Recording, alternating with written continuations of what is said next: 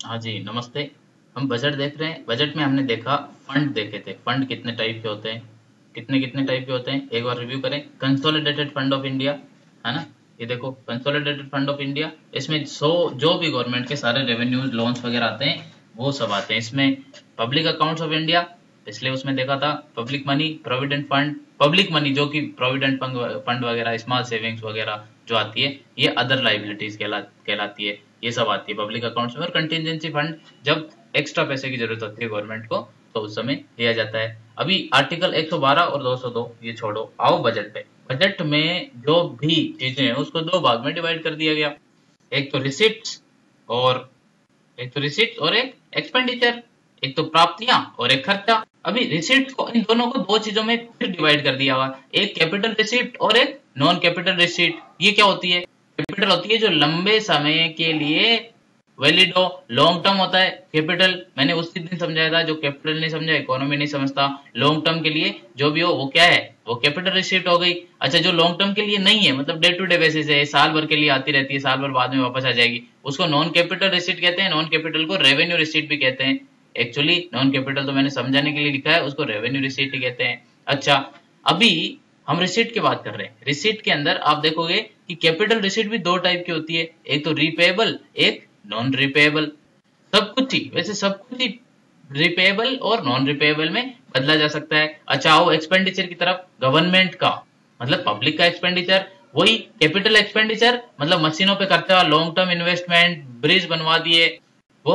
और non capital मतलब normal salary दे दी। ये सब हम देखेंगे डिटेल में। तो बजट को दो भागों में बांटा जा सकता है, रिसिप्ट और एक्सपेंडिचर। और इनको भी दो दो भागों में बांटा जा सकता है, रेवेन्यू रिसीट और capital receipt, expenditure revenue expenditure और कैपिटल एक्सपेंडिचर। तो आते हैं रेवेन्यू रिसीट्स पे। रेवेन्यू रिसीट में दो होती थी, रेवेन्यू रिसीट और कैपिटल रिसीट। रेवेन्यू रिसीट देख लो। रेवेन्यू रिसीट तीन टाइप की होती है। Number one, tax revenue. Number two, non tax revenue. Number three, other non tax revenue. ये इस पूरे को टैक्स रेवेन्यू और दूसरे को नॉन टैक्स रेवेन्यू कर सकते हो कि नहीं कर सकते हो? दो ही टाइप हो गई। तो टैक्स में तो आप सब जानते हो, union excise, custom, corporate income, service tax, taxes on union territories, wealth tax, gift tax, XYZ tax, entertainment tax. अरे भाई, टैक्स रेवेन्यू हो गया। टैक्स रेवेन्यू को छोड़ के जो भी हो गया वो नॉन टैक्स रेवेन्यू हो गया। अभी नॉन टैक्स रेवेन्यू में क्या आता है? इंटरेस्ट रिसिप्ट, लोन दे रखा है गवर्नमेंट ने, उसके ऊपर इंटरेस्ट आ रहा है, वो आ गया आपका non tax revenue. Dividends and profit, देखो PSUs होती है, पब्लिक सेक्टर अंडरटेकिंग, किसकी होती है? पब्लिक की होती है, मतलब गवर्नमेंट की होती है। इसके ऊपर जो प्रॉफिट आता है वो तो रेवेन्यू में आता है। लेकिन मान लो किसी PSU को बेच ही दिया मतलब ये लॉन्ग टर्म एसेट थी, लॉन्ग टर्म एसेट हो गए तो ये कैपिटल हो गई, तो वो कैपिटल में चली जाएगी। ठीक है, मतलब लॉन्ग टर्म एसेट डिस्पोज करने से भी पैसा आता है, वो भी कैपिटल में आता है। तो ऐसे मान लो, अगर लोन देके रखा है, गवर्नमेंट ने लोन देके रखा है, अगर उस लोन पे दो चीजें होती है, एक तो प्रिंसिपल अमाउंट होता है ना, मूल प्रिंसिपल होता है, और एक आपका क्या होता है? इंटरेस्ट, है कि नहीं? जब इंटरेस्ट आता है तो ये तो हर साल साल भर आना है, हर साल आना है, यानी ये आ जाएगा आपका रेवेन्यू रिसिप्ट के अंदर। ठीक है, और ये जो जो इस पूरे, अगर जो मेन प्रिंसिपल अमाउंट का कुछ पैसा आता है, और वो आपका क्योंकि परमानेंट एसेट है आपकी लोन, तो उसमें आएगा, तो वो किस में चला जाएगा? वो जाएगा कैपिटल रिसिप्ट में। और other non tax revenue, physical services, currency, coinage वगैरह जो है, ये सब भाई गवर्नमेंट की तरफ से जो करेंसी जाती है, RBI जो करेंसी छापती है, उससे भी तो प्रॉफिट होता है। जनरल सर्विसेज, कुछ भी सर्विसेज हो गई, जैसे सोशल सर्विसेज, डांस गाने का प्रोग्राम, कुचिपुड़ी, भरतनाट्यम, ये सब हुआ, वहां आप गए, टिकट लगा, पैसे दिया, आ गया गवर्नमेंट की इनकम, ये other non tax. Grant in aid आ जाता है, फॉरेन फॉरेन उनसे आ जाता है गिफ्ट, फॉरेन गिफ्ट आता है। और यूटीज मतलब यूनियन टेरिटरीज का टैक्स है। तो ये मानो रिसिप्ट जो है, रेवेन्यू रिसिप्ट है, टैक्स रिसिप्ट और non tax receipt.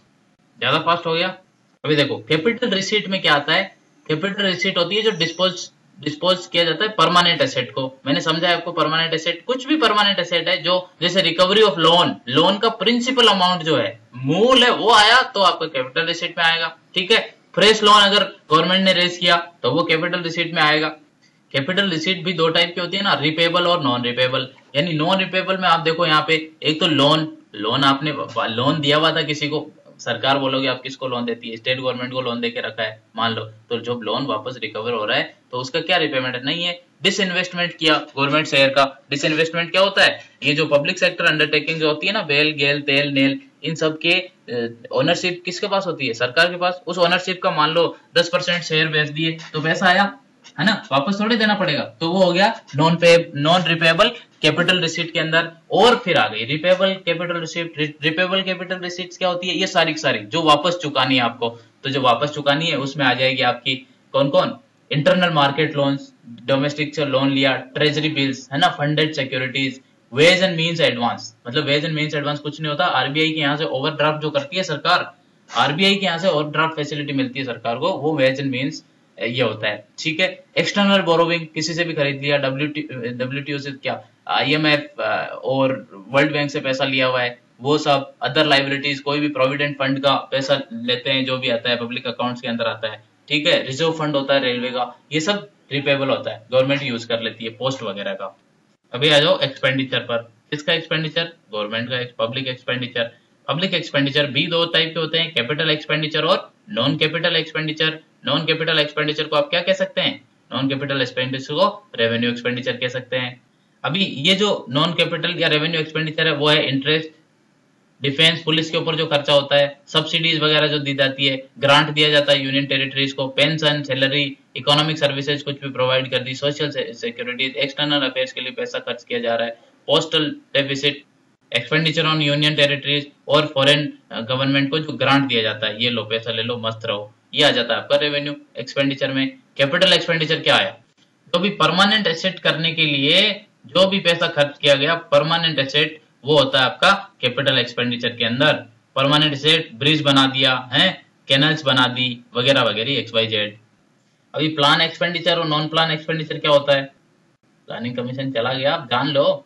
Plan expenditure जब भी कोई स्टेटेड ऑब्जेक्टिव जो होता है गवर्नमेंट का, स्टेटेड ऑब्जेक्टिव, उसके लिए जब खर्च किया जाता है वो प्लान एक्सपेंडिचर में आता है। और जो एक ऑब्जेक्टिव या गोल की तरह नहीं, जो खर्च करना ही है वो खर्च करना नॉन प्लान में आ गया। मतलब ये जो स्कीम्स होती है ना, स्पेसिफिक स्कीम्स वगैरह, ये भाई प्लान का ही तो पार्ट होती है। तो ये प्लान एक्सपेंडिचर हो गई और नॉन प्लान एक्सपेंडिचर हो गई। इसमें देख लो लिस्ट में क्या क्या है प्लान में और नॉन प्लान में। इंटरेस्ट, डिफेंस, ये भूलो आप, सिर्फ वो ऊपर वाला जानो, पहले अभी तक कंफ्यूज कर जाओगे। ये देखो, ये रेवेन्यू एक्सपेंडिचर और कैपिटल एक्सपेंडिचर, इसी एक्सपेंडिचर को आप प्लान और नॉन प्लान में कन्वर्ट कर सकते हो, वो कोई अलग से कोई एक्सपेंडिचर नहीं है, ठीक है। लेते हैं विराम, अगले वीडियो में बात करेंगे डेफिसिट के बारे में, कौन कौन से डेफिसिट होते हैं, primary deficit, fiscal deficit, budget deficit, etcetera etcetera, ठीक है।